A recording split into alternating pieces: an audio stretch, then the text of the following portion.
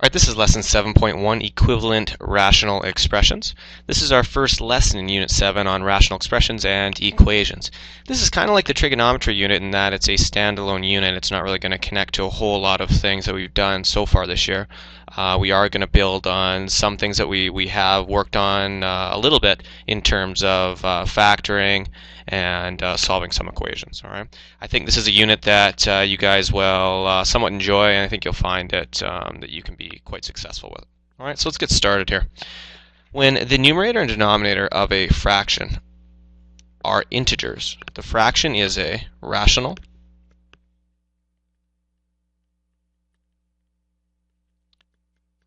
number. When the numerator and a denominator of a fraction are polynomials, the fraction is a rational expression.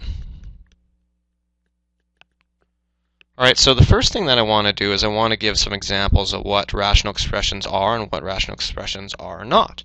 So the following is examples of what they could be. For instance, you could have 2x plus 3 all divided by, I don't know, for instance, 5x plus 4. Okay. X squared minus 6 all divided by 3xy. X squared minus 9 all divided by x squared plus 8x plus 15. Okay.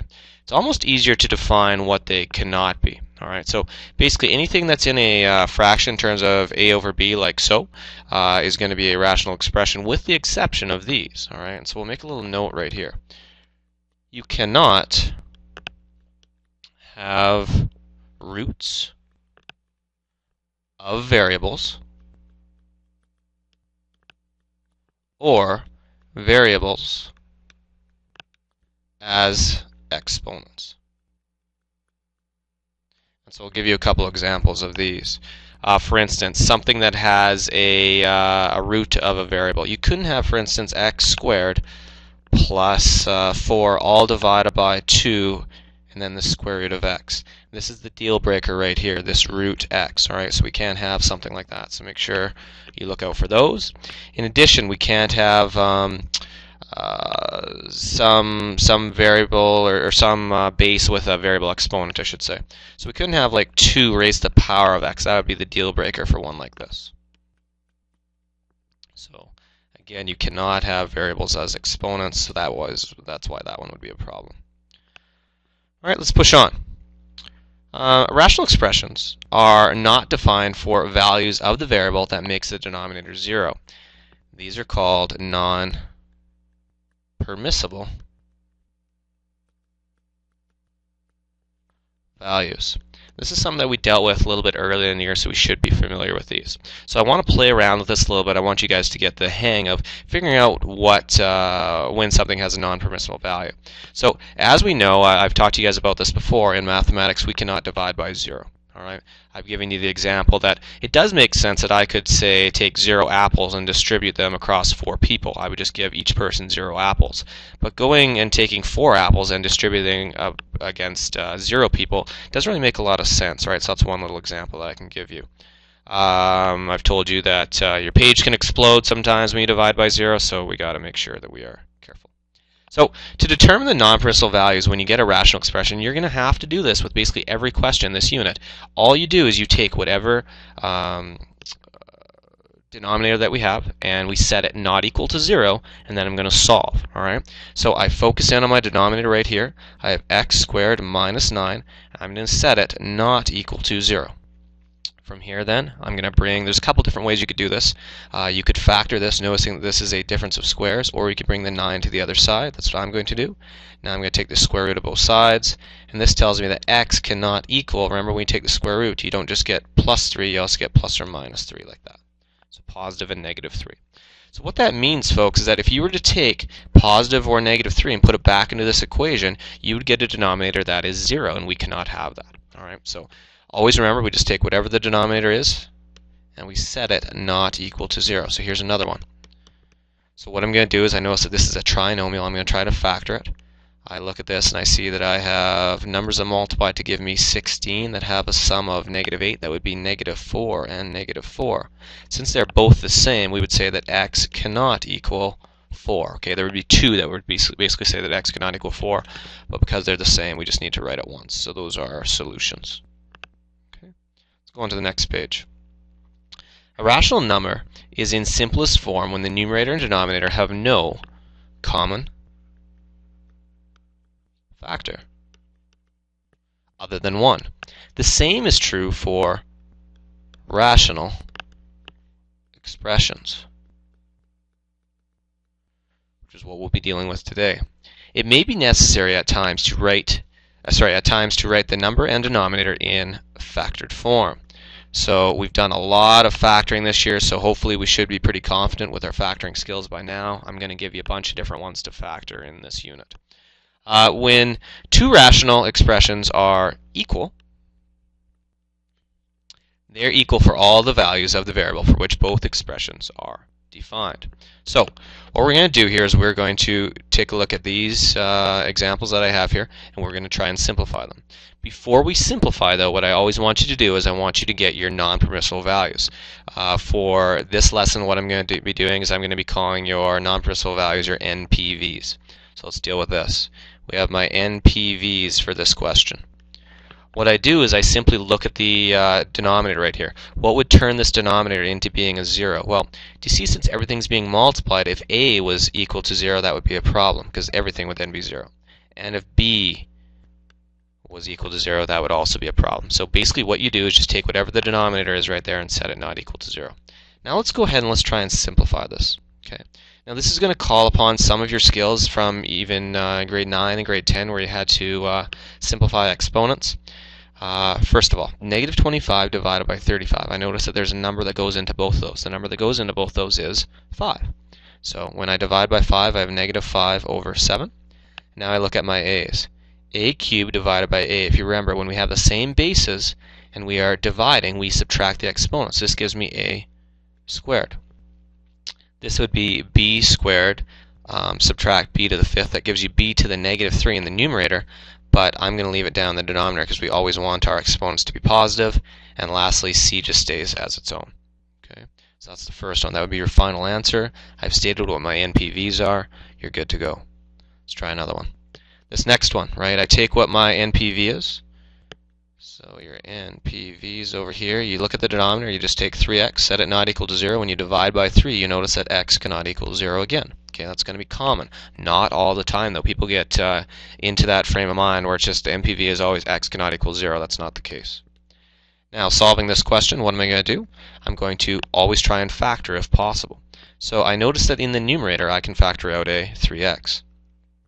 When I factor out a 3x, I have 2x plus 4, all divided by 3x.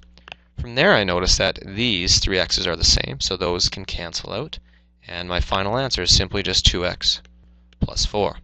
So like I said, as bizarre as it may sound, I think you guys will actually like this. It's relatively straightforward. These are almost as difficult as they're going to come, at least in this section. Okay. So this is things that you've done before, maybe not necessarily with rational expressions, but you have some experience with this. Next one we have here, C. I'd like you to maybe try these two on your own, all right? I want you to remember with these videos, a good idea, right, to really ensure that you have a strong understanding is try these on your own. So pause the video, try both C and D, then fast forward to see if you got the same answer. You can save yourself some time, and it's a more rich learning experience. So my NPVs. I take a look and I say, okay, I know that I have to have x squared minus 5x minus 14, and that cannot equal 0. So I'm going to go and factor it. When you factor this, you end up getting numbers that multiply to give you -14 that have a sum of -5. That would be -7 and +2. That tells you x cannot equal 7. X cannot equal -2 as my two NPVs. All right. Some people don't do it at that stage. What some people like to do is they like to go and factor everything up here first. That's fine as well. So since we've already done this, I know that my factors are x minus 7 and x plus 2. So a lot of people like to go like a factor like I did here in the red, and then just figure out that that would be my NPVs. Okay. The numerator, I notice that this is what we call a difference of squares. And so if you remember, what you do is you take the square root of both the terms, so you get an x and a 7, an x and a 7. You make one of them positive, make one of them negative. Okay. And you'll notice that two of these terms are exactly the same. These two terms on the left-hand side, 1 and 2. So therefore, what you can do is those can cancel out. X minus 7, those are gone. We get a final answer is x plus 7 all over x plus 2. This is another good part to highlight here. I'll often have people tell me here that I could simplify this one step further and write this as 7 over 2, but that's not the case, right? You can check this because what has to happen here is that these ratios have to be the same for no matter what x you put in. Well, if you notice, if you put in 1 for x and 1 for x in the numerator and denominator, it would not maintain a ratio of 7 over 2. So that's why you just have to leave it as x plus 7 all over x plus 2. That is completely simplified. All right. Next one here.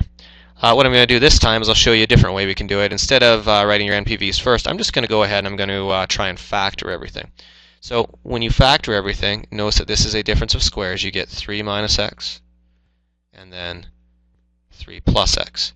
Now that we have that information, right, you should be able to see that x cannot equal 3 and x cannot equal negative 3 from that. So if you see, if I put a positive 3 in for this one right here, that would be a deal breaker. If I put you negative 3 in for that one, that would be a deal breaker. Okay.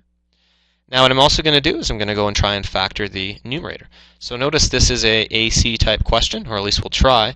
A times C is negative 6. We're looking for numbers that multiply to give you negative 6 to have a sum of negative 5. And that, of course, is 2x squared. And then I'll split this up as being negative 6x and a positive 1, or positive x. Like so. Now, using the AC method, I will factor out a 2x, leaving me with x minus 3. All I need to factor out here is a 1 because I already have the x minus 3 sitting there. Write out my denominator each time.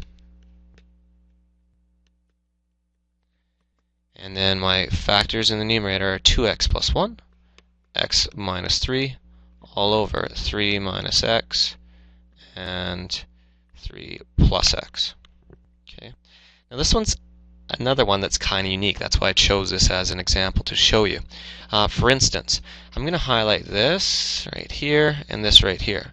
Notice that those look very, very similar.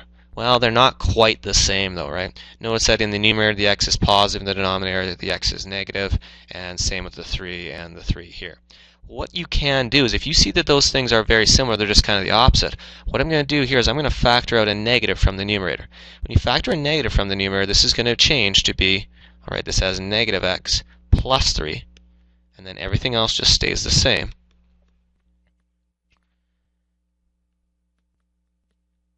Okay, and why I want to do this now is if I now look at these factored portions, they actually are the same. All right, and since they are the same, right, I have a positive 3, negative x, I can cancel those out. And so this is what we would say simplified. We write a final answer as negative 2x plus 1, all divided by 3 plus x, or x plus 3 makes no difference. Okay, so that would be your final solution. This concludes this lesson. What have we learned? I want to make sure when you get a rational expression like this, you first always go and find me what my NPVs are, your non-personal values. And then what we do is you take a look at the expression, try and factor it as much as you can, and then look for things that you can simplify basically by canceling.